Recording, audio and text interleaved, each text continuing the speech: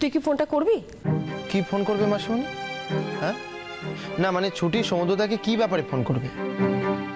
এটাই বলতে যে ওদের বাড়িতে আমাদের একটু আশ্রয় করে দেওয়ার জন্য অনুরোধ করতে। না সর্বজিৎ, আমরা কখনো তোমার সে কথা বলিনি, কখনো বলিনি। হ্যাঁ, গানের ব্যাপারে সমুদ্র কোনো সুবিধে করে দিতে পারে কিনা, কোনো সাহায্য করতে পারে কিনা, এই নিয়ে কথা বলবে ছুটি।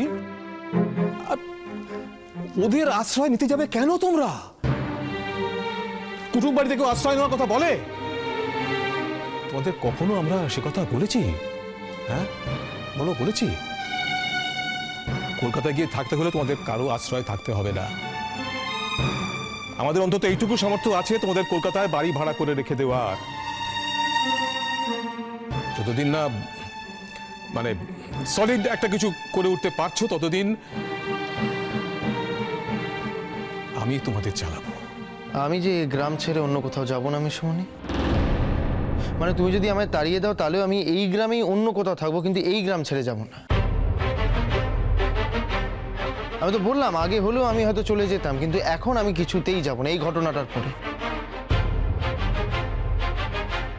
না মানে আমি সত্যি দেখতে চাই এই লোকটার কতবার বাড়তে পারে, কত দূর যেতে পারে। আমার তো আর নতুন করে কিছু হওয়ার নেই বা শোনার নেই। চোর বদনাম দেওয়া, টানতে টানতে রাস্তার মাঝখান থেকে মারতে মারতে গ্রামবাসীর সামনে নিয়ে যাওয়া, বাড়িতে বিচার সভা করে মানে পৃথিবীর যত অপমানকর কথা আছে সব আমাকে বলা। আমার নতুন করে কিচ্ছু হওয়ার নেই।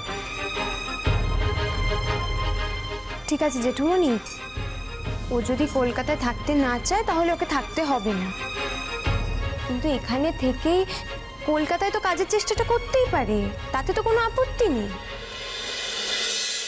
আমি তো সমুদ্রদাকে ফোন করব, করে বলবো যে রেডিও বা টিভিতে গানের অনুষ্ঠানের জন্য কি করতে হয়।